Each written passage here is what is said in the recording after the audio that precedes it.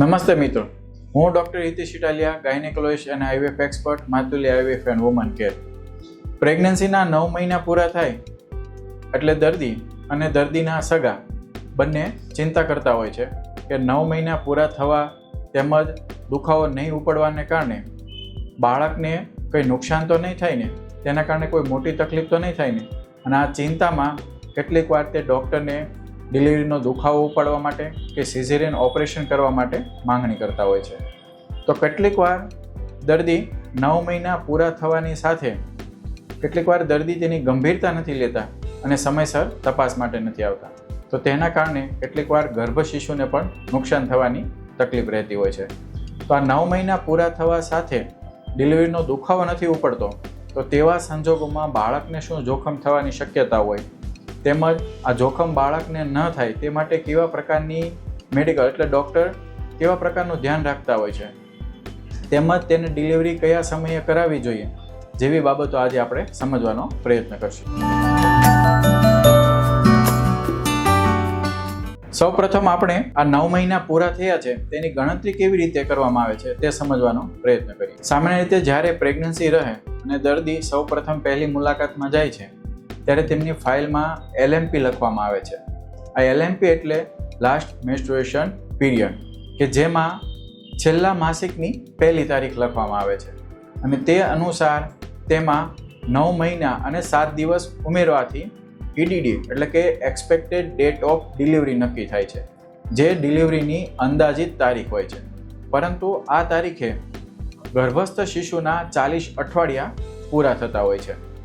તો જ્યારે પણ આ EDDની તારીખ આપવામાં આવે છે તો તે તારીખે 40 અઠવાડિયા પૂરા થાય છે. જ્યારે 37 અઠવાડિયાથી 39 અઠવાડિયાનું બાળક હોય છે તો તેને અર્લી ટર્મ કહેવામાં આવે છે.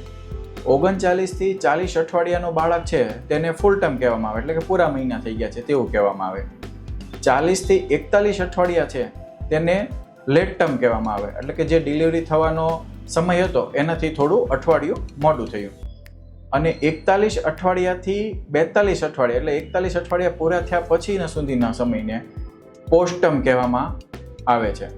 સામાન્ય રીતે 38 થી 39 અઠવાડિયા પછી દરેક ડૉક્ટર ગર્ભસ્થ શિશુની તંદુરસ્તી માટે ધ્યાન દેવાનું શરૂ કરતા હોય છે. તો આ રીતે માસિકની તારીખ પ્રમાણે દર્દીના અઠવાડિયા ગણવાની પદ્ધતિ હોય છે. તો એક પ્રકારની પદ્ધતિ છે. બીજી પ્રકારની પદ્ધતિ છે કે જેમાં સોનોગ્રાફીની પદ્ધતિનો ઉપયોગ કરવામાં આવે છે. જ્યારે પણ દર્દી પહેલી જ તપાસમાં જાય છે ત્યારે તેનો CRL એટલે કે ગર્ભની જે લંબાઈ હોય છે તે માપવામાં આવે છે અને તે અનુસાર તેના અઠવાડિયા નક્કી થાય છે અને તે અનુસાર સોનોગ્રાફીમાં તેમની EDD નક્કી થતી હોય છે. માસિકની તારીખ કરતાં સોનોગ્રાફીની તારીખ વધારે મૂલ્યવાન હોય છે અને તેનાથી વધારે પરફેક્શન સાથે ખબર પડતી હોય છે. કેટલીક વાર દર્દીને માસિક સમયસર આવવા છતાંય અથવા કેટલીક વાર દર્દીને માસિક અનિયમિત આવતું હોય તો તેવા સંજોગોમાં કેટલીક વાર પ્રેગ્નન્સીની તારીખ છે અથવા અઠવાડિયા છે તે ખોટા પડવાની શક્યતા રહે છે. પરંતુ સોનોગ્રાફીમાં ખૂબ જ પરફેક્શન સાથે અને એક્યુરેટલી ગર્ભની સાઇઝ કેટલી છે તે બતાવતું હોય છે. જ્યારે માસિકની તારીખ અને સોનોગ્રાફીની તારીખમાં વેરિએશન આવતું હોય છે ત્યારે સોનોગ્રાફીની તારીખને વધારે માન્ય ગણવી જોઈએ. હવે આપણે એ જાણીએ કે આ 9 મહિના પૂરા થવા છતાં પણ ડિલિવરીનો દુખાવો કેમ નથી ઉપડતો. તો આમાંથી મોટાભાગના કેસોમાં તેના કોઈ ચોક્કસ કારણો હોતા નથી. સામાન્ય રીતે ડિલિવરીનો દુખાવો ઉપડવા માટે પ્રોસ્ટાગ્લાન્ડિન નામનો હોર્મોન્સ જેમ જેમ શરીરમાં પ્રમાણ વધતું જાય તેમ ગર્ભાશયનું મુખ ખુલતું જાય છે અને ગર્ભાશય સંકોચાવાની શક્યતાઓ વધતી હોય છે અને જેના કારણે ડિલિવરી થવાની શક્યતાઓ વધતી હોય છે. કેટલીક વાર મેલી એટલે કે જે પ્લાસેન્ટા કહીએ છીએ તેમાંથી પ્રોજેસ્ટોન નામનો હોર્મોન્સ ઉત્પન્ન થતો હોય છે. પ્રોજેસ્ટોન નામનો જે હોર્મોન્સ ઉત્પન્ન થાય છે તે ગર્ભાશયને મુખને ખુલવા નથી દેતું અને ગર્ભાશયને સંકોચાવા નથી દેતું. પરંતુ પૂરા મહિના થાય ત્યારે મેલી ધીમે ધીમે સંકોચાય છે એટલે સુકાય છે અને તેના કારણે તેમાંથી પ્રોજેસ્ટોન નામનો હોર્મોન્સ ઓછો ઉત્પન્ન થવાનું થાય છે. અને પ્રોજેસ્ટોન હોર્મોન્સ ઓછો થવાને કારણે શરીરમાં પ્રોસ્ટાગ્લાન્ડિન હોર્મોન્સનું પ્રમાણ વધે છે અને જેના કારણે ગર્ભાશયનું મુખ પણ ખુલે છે અને ધીમે ધીમે ડિલિવરીનો દુખાવો ઉપડતો હોય છે. આ ઉપરાંત અન્ય કારણોમાં જોઈએ તો જેમને પણ પહેલી ડિલિવરી છે અથવા જેમના માતા અથવા બહેનને 9 મહિના ઉપર દિવસો ચડી ગયેલા છે અથવા જેમને પહેલી ડિલિવરીમાં 9 મહિના ઉપર જતા રહ્યા છે, તેમજ જેમનું વજન ખૂબ વધારે છે અથવા કેટલાક કારણોમાં બાળકનું વજન વધારે હોય અથવા માતાના જે હાડકાનો ભાગ સાંકડો હોય છે તેના કારણે બાળકનું માથું તરતું રહે છે અને જે ગર્ભાશયના મુખ ઉપર પ્રેશર આપતું નથી અને તેમના કારણે પણ 9 મહિના ઉપર જવા છતાં પણ ડિલિવરીનો દુખાવો પડતો નથી હોતો.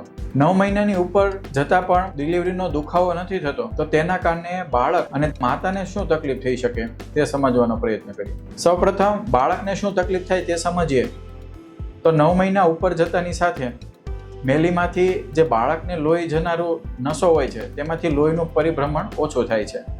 તેથી બાળકના શરીરના અલગ અલગ ભાગોને ઓક્સિજન ઓછો મળે છે અને તેને કારણે ખાસ કરીને કિડનીને લોહી ઓછું મળવાને કારણે અને જેમાંથી બાળકનો પેશાબ ઉત્પન્ન થાય છે અને પેશાબને કારણે બાળકનું આસપાસનું પાણી બનતું હોય છે એ પાણી ઓછું થાય છે, જેને સામાન્ય રીતે ઓલિગોહાઇડ્રોમિનસ કહેવામાં આવે છે.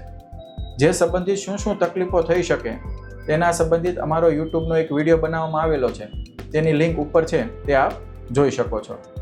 આ પાણી ઓછું થવાને કારણે અને બાળકને લોહી ઓછું મળવાને કારણે કેટલીક વાર ગર્ભમાં જ બાળક મળ કરવાની શક્યતાઓ રહેતી હોય છે. આ બાળક ગર્ભમાં જ મળ કરી જવાને કારણે જ્યારે બાળક ગર્ભમાંથી શ્વાસ લેતું હોય અથવા પાણી પીતું હોય તો તેના કારણે ફેફસામાં પાણી ભરાવાની શક્યતાઓ રહેતી હોય છે. તેથી ડિલિવરી પછી નહીં રડવાની અથવા મોડું રડવાની તકલીફો થઈ શકે અને કેટલીક વાર નહીં રડવાને કારણે અને ઓક્સિજન ઓછો મળવાને કારણે બાળકને NICUમાં એટલે કે કાચની પેટીમાં પણ દાખલ કરવાની જરૂર પડી શકતી હોય છે. કેટલીક વાર ખૂબ ઓછા પ્રમાણમાં ઓક્સિજન આપીને રાહત થઈ શકતી હોય, પણ કેટલીક વાર જો આ સારવારમાં મોડું થાય તો કેટલીક વાર વધારે પડતા મળવાળા પાણી પીવાને લીધે બાળકને વેન્ટિલેટર મશીન ઉપર પણ રાખવાની જોખમ વધતા હોય છે.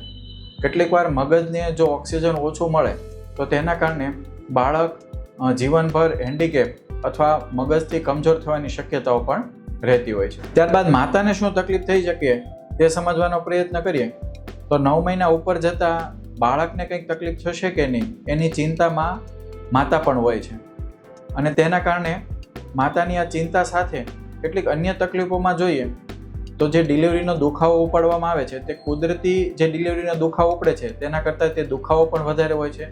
દર્દીને લાંબો સમય સુધી ડિલિવરીમાં રાહ જોવી પડે છે, લાંબો સમય સુધી દાખલ રહેવું પડે છે.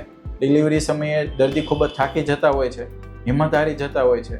આ ઉપરાંત બાળકનું વજન વધારે હોવાને કારણે સ્ટીચ આવવાનું અથવા ટાંકા આવવાની શક્યતાઓ વધારે થાય અથવા વેક્યુમ અથવા ફોર્સેપ ડિલિવરીની શક્યતાઓ વધારે વધી જાય. તેમજ ડિલિવરી પછી વધારે પડતું સ્ટીચ આવવાને કારણે અથવા ડિલિવરીમાં લાંબો સમય જવાને કારણે બ્લીડિંગ થવાની શક્યતાઓ પણ વધી જતી હોય છે.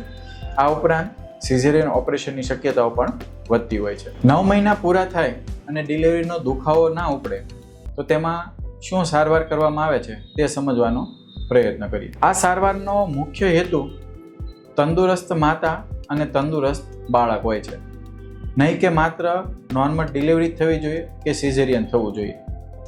કેટલીક વાર નોર્મલ ડિલિવરી થવા છતાં પણ બાળકને કાચની પેટીમાં રાખવું પડે અને તેમને વેન્ટિલેટર ઉપર રાખવું પડે તો તે નોર્મલ કન્ડિશન ના કહી શકાય. તેમના કરતાં સિઝેરિયન ઓપરેશન વધારે હિતાવહ છે. તો કેટલીક વાર બાળકને કંઈ તકલીફ થશે એવા માત્ર ડરથી નોર્મલ ડિલિવરી થઈ શકતી હોય અને તેવામાં સિઝેરિયન કેસ કરવો તે પણ હિતાવહ નથી. તો આ બંને સંજોગોમાં ખૂબ સમજી વિચારીને નિર્ણય લેવો ખૂબ જરૂરી છે. તો તેમના સમજા વિચારવા માટે કેટલાક મુદ્દા અગત્યના છે. તો તેમાં સૌથી પહેલું છે દર્દીનું કાઉન્સલિંગ. ડૉક્ટર દ્વારા ચોક્કસ 9 મહિના ઉપર જવા સાથે માતા અથવા બાળકને કઈ કઈ પ્રકારની તકલીફ છે તે સમજાવવી જોઈએ, પરંતુ આ તકલીફ કેટલા ટકાવારીમાં અને કેટલી શક્યતાઓ સાથે છે તે પણ સમજાવવું જરૂરી છે. કેટલીક વાર દર્દીને તકલીફ સમજાવવાને કારણે દર્દી ડરી જતા હોય છે અને તેના કારણે પણ સિઝેરિયન ઓપરેશન કરાવતા હોય છે. અને કેટલીક વાર જોખમો સમજાવવામાં આવે તો દર્દી માત્ર એવું સમજી લેતા હોય છે કે દર્દી ડૉક્ટર દ્વારા ડરાવવામાં આવે છે અને તેના કારણે તે ફોર્સફુલી નોર્મલ ડિલિવરી કરાવતા હોય છે. તો બંને સંજોગો બાળક અને માતા માટે હિતાવહ નથી. તો ડૉક્ટર અને દર્દીએ બંને એકબીજા પર વિશ્વાસ રાખી અને સંતોષકારક કામ કરવું જરૂરી છે. ત્યારબાદ બીજો મુદ્દો આવે છે કે બાળક ગર્ભાશયમાં તંદુરસ્ત છે કે નહીં. તો તેમના માટે સૌ પહેલાં માતાને બાળક હલનચલન કરે છે કે નહીં, એટલે કે તેમના કિક કાઉન્ટ કહેવામાં આવે છે. ત્યારબાદ બીજી પદ્ધતિ છે NST, કે જેમાં બાળકના ધબકારાનું અમુક સમય સુધી માપન કરવામાં આવે છે અને તેમના ધબકારા ઉપર નીચે કયા પ્રમાણમાં થાય છે તે અનુસાર બાળક તંદુરસ્ત છે કે નહીં તે નક્કી કરવામાં આવતું હોય છે. ત્યારબાદ ત્રીજી પદ્ધતિ છે સોનોગ્રાફીની પદ્ધતિ. સોનોગ્રાફીમાં સામાન્ય રીતે બાળકની આસપાસનું પાણી તેમજ તેમના નાળમાંથી કેટલા પ્રમાણમાં લોહી જાય છે તે, તેમજ બાળકના હલવાની પ્રવૃત્તિ તેમજ તેના સ્નાયુઓનો ટોન કેવો છે, જેને બાયોલોજિકલ ફિઝિકલ પ્રોફાઇલ કહેવામાં આવે છે, તે અનુસાર બાળક તંદુરસ્ત છે કે નહીં તેની તપાસ કરવામાં આવે છે. આ તપાસ કરવા માટે કેટલીક વાર બાળકની આસપાસનું પાણી ઓછું હોય અથવા 40 અઠવાડિયાના ઉપરના દિવસો થતા હોય તેવામાં દર અઠવાડિયે 2 વાર પણ બોલાવવાની જરૂર પડી શકે. તો કેટલીક વાર અઠવાડિયે બોલાવવાની પણ જરૂર પડી શકે. ત્યારબાદ ત્રીજો મુદ્દો આવે છે કે બાળકની ડિલિવરી ક્યારે કરાવવી અને કેવી રીતે કરાવવી. તો આ પદ્ધતિમાં 3 પ્રકારની પદ્ધતિ હોય છે. એક છે કે જેમાં કુદરતી રીતે દુખાવો પડવાની રાહ જોવામાં આવે. બીજી પદ્ધતિ છે કે જેમાં દવા દ્વારા દુખાવો ઉપાડવામાં આવે. અને ત્રીજી પદ્ધતિ છે કે જેમાં સિઝેરિયન ઓપરેશન કરવામાં આવે. પહેલી પદ્ધતિ કુદરતી રીતે દુખાવો ઉપાડવાની રાહ ક્યારે જોવી જોઈએ? કે જ્યારે બાળકની આસપાસનું પાણી બરોબર હોય, બાળક તંદુરસ્ત હોય, તેમજ બાળકની નાળમાંથી લોહીનું પ્રમાણ યોગ્ય રીતે જતું હોય, તેમની સાથે ગર્ભાશયનું મુખ લાંબુ હોય કે જેમાં દવા આપવાથી પણ ડિલિવરીનો દુખાવો ઉપાડવાની કે મુખ ખુલવાની શક્યતાઓ ઓછી હોય, તો તેવા સંજોગોમાં ડિલિવરીનો દુખાવો ઉપડે તે માટે રાહ જોવામાં આવે છે. ત્યારબાદ તેમની દર તપાસે બાળકની આસપાસનું પાણી, બાળકની કિક કાઉન્ટ, બાળકની નાળમાંથી લોહી યોગ્ય પ્રમાણમાં જાય છે કે નહીં તેવું જોવું જરૂરી છે. જ્યારે પણ તેમાં પાણી ઓછું થયું તેવું લાગે, નાળમાંથી લોહીનું પરિભ્રમણ ઓછું થાય તેવું લાગે છે અથવા બાળક ફરકતું ઓછું લાગે છે, તેવા સંજોગોમાં દુખાવો ઉપાડવાની જરૂર પડી શકે. ત્યારબાદ બીજી પદ્ધતિ છે જેને ઇન્ડક્શન ઓફ લેબર કહેવામાં આવે છે, એટલે કે ડિલિવરીનો દુખાવો ઉપાડવો. આ પદ્ધતિમાં કુદરતી રીતે પદ્ધતિ એક છે સ્ટ્રીપિંગ, કે જેમાં યોનિ માર્ગનો તપાસ કરી અને ગર્ભાશયના મુખથી બાળકની આસપાસનું જે મેમ્બ્રેન છે તેને છૂટો પાડવામાં આવે છે આંગળીની તપાસ દ્વારા, અને તેનાથી જે પ્રોસ્ટાગ્લાન્ડિન હોર્મોન્સ ઉત્પન્ન થાય છે તેનાથી પણ કુદરતી દુખાવો ઉપાડવાની શક્યતાઓ રહેતી હોય છે. ત્યારબાદ બીજી પદ્ધતિ છે જેમાં દવાનો ઉપયોગ કરવામાં આવે છે, જેમાં યોનિ માર્ગમાં જેલ મૂકવામાં આવે છે અથવા મિઝોપ્રોસ્ટ નામની પીવાની દવા અથવા યોનિ માર્ગમાં મૂકવાની દવાઓ પણ આપવામાં આવતી હોય છે. જ્યારે તપાસ દરમિયાન તેવો ખ્યાલ આવે છે કે બાળકની આસપાસનું પાણી ઓછું થાય છે, નાળમાંથી લોહી ઓછું મળે છે, બાળક ફરકતું ઓછું લાગે છે અને ગર્ભાશયનું મુખ થોડું ખુલેલું છે અને દવાથી અસર આવી શકે તેવા સંજોગો લાગે છે, તેવા સંજોગોમાં આ પદ્ધતિનો ઉપયોગ કરવામાં આવે છે. ત્યારબાદ ત્રીજી પદ્ધતિ આવે છે સિઝેરિયન ઓપરેશન. જ્યારે બાળકની આસપાસનું પાણી ખૂબ ઓછું થઈ જાય, નાળમાંથી લોહી ખૂબ ઓછું મળતું હોય, બાળકની હલનચલનની પ્રવૃત્તિ ઘટતી હોય, તેમજ ગર્ભાશયનું મુખ ખૂબ લાંબુ હોય, મુખ બંધ હોય કે જેમાં દવાની અસર આવવાની શક્યતાઓ ખૂબ ઓછી લગતી હોય, તેમજ બાળકનું વજન ખૂબ વધારે પ્રમાણમાં હોય, જેમાં માથું પણ તરતું હોય કે હાડકાના ભાગમાં ખૂંચેલું ના હોય, તેવા સંજોગોમાં સીધું સિઝેરિયન ઓપરેશનની પણ સલાહ આપવામાં આવતી હોય છે. આવા સંજોગોમાં ડિલિવરી સમયે કઈ કઈ બાબતોનું ધ્યાન રાખવાનું હોય છે તે સમજવાનો પ્રયત્ન કરીએ. જે દર્દીને 9 મહિના ઉપર 7 દિવસ જતા રહે છે અને દવા દ્વારા દુખાવો ઉપાડવામાં આવે છે, તેવા દર્દીઓમાં ડિલિવરી થવાનો સમયગાળો વધારે હોય છે. તો તેથી દર્દી અને દર્દીના સગાઓએ ધીરજ રાખવાની ખૂબ જરૂર પડતી હોય છે. આ સારવારમાં દવા આપ્યા બાદ 6 કે 8 કલાક સુધી રાહ જોવામાં આવે છે અને જરૂર અનુસાર અન્ય દવા પણ ફરીવાર આપવી પડતી હોય છે. જ્યારે પણ દુખાવો ઉપડે અને મુખ ખુલે અને જરૂર લાગે ત્યારે ડૉક્ટર દ્વારા બાળકની આજુબાજુનું જે મેમ્બ્રેન હોય છે, જેને સામાન્ય ભાષામાં ડસકો ફોડ્યો તેવું કહેવામાં આવે છે, તે ડસકો ફોડ્યા બાદ બાળકની આસપાસનું પાણી ચોખ્ખું છે કે મળ કરેલું છે તે જોવામાં આવે છે. જો બાળકનું પાણી ચોખ્ખું હોય તો આગળ ડિલિવરી માટે રાહ જોવામાં આવતી હોય છે. કેટલીક વાર કોઈ પણ દવાની અસર ના આવે, મુખ ના ખુલે અથવા દુખાવો ના ઉપડે. કેટલીક વાર દુખાવો ઉપડે, મુખ ખુલે, પરંતુ બાળકનો જ્યારે ડસકો ફોડવામાં આવે ત્યારે બાળકનું પાણી મળ કરી ગયેલું હોય અને મુખ ખૂબ ઓછું ખુલેલું હોય. કેટલીક વાર પાણી પણ ચોખ્ખું હોય, દુખાવો પણ સારો ઉપડે, પરંતુ આગળ જતાં બાળકનું માથું નીચે ના આવે અથવા મુખ પૂરું ના ખુલે, તો તેવા સંજોગોમાં સિઝેરિયન ઓપરેશન કરવાની પણ સલાહ આપવામાં આવતી હોય છે. તો આજે આપણે જાણ્યું કે 9 મહિના પૂરા થવા છતાં પણ ડિલિવરીનો દુખાવો ના ઉપડે, પરંતુ બાળકની આસપાસનું પાણી નોર્મલ હોય, ગર્ભાશયનું મુખ ખુલે કે જેમાં દવા આપવાથી સમયસર દુખાવો ઉપડે, મુખ ખુલે, બાળકનું પાણી ચોખ્ખું હોય, તો તેવામાં નોર્મલ ડિલિવરી થવાની શક્યતાઓ હોય છે.